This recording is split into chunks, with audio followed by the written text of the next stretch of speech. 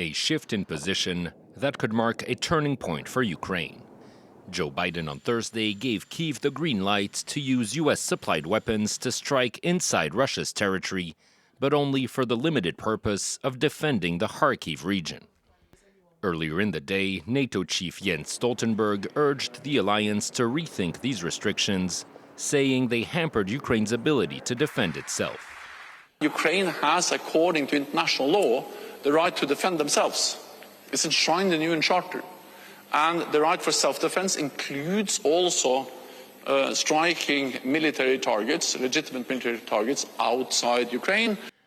Since the start of the war, Washington had been strictly opposed to an offensive use of its weapons by Ukraine, fearing it could drag NATO into the conflict. But the Biden administration has been under growing pressure to soften its stance amid a fresh Russian offensive on Kharkiv. In recent weeks, Moscow carried out multiple strikes on the region from within its territory, as Kyiv issued repeated calls for the U.S. to allow it to hit back.